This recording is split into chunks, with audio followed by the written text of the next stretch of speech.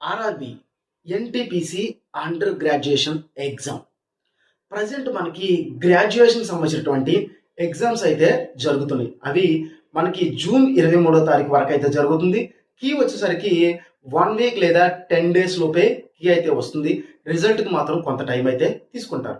అసలు ఈ NTPC under graduation దానికి సంబంధించి అసలు వీడియోకి చేయడానికి గల మెయిన్ రీజన్ ఏంటంటే, రీసెంట్గా గ్రాడ్యుయేషన్ ఎగ్జామ్ రాసినటువంటి కొంతమంది స్టూడెంట్స్ చెప్తున్నటువంటి పేపర్ అనాలిసిస్ ఏంటంటే, ఎగ్జామ్ పేపర్ అనేది చాలా యావరేజ్గా వచ్చింది, మంచి అటెంప్ట్స్ ఇవ్వచ్చు, కానీ మేము గుడ్ అటెంప్ట్స్ ఇవ్వలేకపోయాము అని చెప్పి చెప్తున్నారు. మేము 60 నుంచి 65 మాత్రమే అటెంప్ట్ చేయగలిగాము అని చెప్తున్నారు. కానీ అండర్ గ్రాడ్యుయేషన్ కనుక చూసుకుంటే కనీసం 75+ గుడ్ అటెంప్ట్స్ కావాలి. సో ఇక్కడ చేసిన మిస్టేక్స్ ఏదైతే ఉన్నాయో, ఈ మిస్టేక్స్ చేయకుండా ఉంటేనే అండర్ గ్రాడ్యుయేషన్ అనేది చేయగలుగుతాం. దాదాపు కనీసం మనకి ఎగ్జామ్ సెప్టెంబర్లో జరిగే అవకాశం ఉంది. అంటే 3 నెలలు మనకి టైం అయితే ఉంది ఈ ఎగ్జామ్ అండర్ గ్రాడ్యుయేషన్ ఎగ్జామ్కి అటెండ్ అవ్వడానికి. అసలు వేకెన్సీస్ కనుక చూసుకుంటే కేవలం 3445 వేకెన్సీస్ మాత్రమే ఉన్నాయి. కానీ అప్లికేషన్స్ కనుక చూసుకుంటే 63,26,000 అప్లికేషన్స్ అయితే వచ్చినాయి. అంటే గ్రాడ్యుయేషన్ కంటే కూడా అండర్ గ్రాడ్యుయేషన్కి కాంపిటీషన్ అనేది చాలా ఎక్కువ ఉంది. కనీసం 50% అటెండెన్స్ ఉన్నా కూడా 30 లక్షల మంది ఈ ఎగ్జామ్కి అయితే అటెండ్ అవుతారు. సో మనం 30 లక్షల మందికి 3,445 ఉద్యోగాలు మాత్రమే ఉన్నాయి. అయినా కూడా క్వాలిఫై అవ్వాలి, ఎగ్జామ్ని క్రాక్ చేయాలి అంటే మాత్రం ఖచ్చితంగా 3 మెథడ్స్ని అయితే మనం ఫాలో అవ్వాల్సి అయితే ఉంటుంది.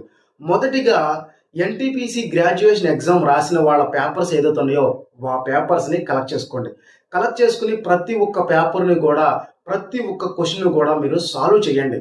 సాల్వ్ చేస్తే మీకు సేమ్ అండర్ గ్రాడ్యుయేషన్లో కూడా ఈ పేపర్ అయితే ఎలా ఉందో as it is 90% as it is రావడానికి అవకాశం ఉంటుంది.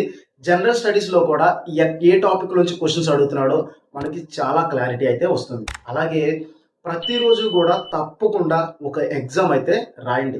ప్రాక్టీస్ టెస్ట్ అనేది మన సక్సెస్లో 50% డిసైడ్ చేస్తుంది. అంటే ఎగ్జామ్ రాయటం, ఎగ్జామ్ పేపర్ అయిపోయిన తర్వాత పేపర్ ఎక్స్ప్లెనేషన్ అనేది ఈ రెండు కలిపితే మనకి సక్సెస్లో 50% సక్సెస్ని ఇవే డిసైడ్ చేస్తాయి. అంటే ప్రతిరోజు కూడా ఎగ్జామ్ రాయాలి, ఎగ్జామ్ రాసిన పేపర్ని పూర్తిగా అనాలిసిస్ చేయాలి. అలాగే పేపర్ ఎక్స్ప్లెనేషన్ అనేది చాలా చాలా ఇంపార్టెంట్. అలాగే మీకు మనకి ఈ 3 నెలలు టైం ఉంది కాబట్టి మొదటిగా ఏం చేస్తారంటే, మరొకసారి బేసిక్ లెవెల్ నుంచి ప్రతి సబ్జెక్టు కూడా ప్రిపేర్ అవ్వడం స్టార్ట్ చేయండి. ఎందుకు బేసిక్ లెవెల్ అని అంటున్నాను అంటే, ఇప్పుడు గ్రాడ్యుయేషన్లో కొన్ని క్వశ్చన్స్ చాలా బేసిక్ లెవెల్లో, కానీ మనం ఆ బేసిక్స్ చదవకపోవటం వల్ల క్వశ్చన్స్ని అటెంప్ట్ చేయలేకపోతున్నాము అంటున్నారు.